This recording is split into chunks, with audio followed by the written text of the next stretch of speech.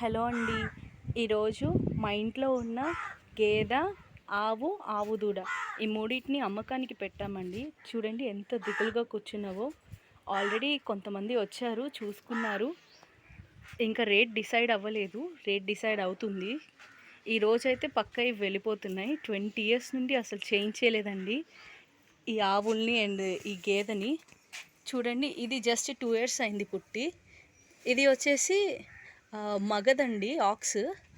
ఎంత యాక్టివ్గా ఉండిద్దో, మా దగ్గరే పుట్టింది. దీంతో కూడా చాలా బాండింగ్ ఉండింది.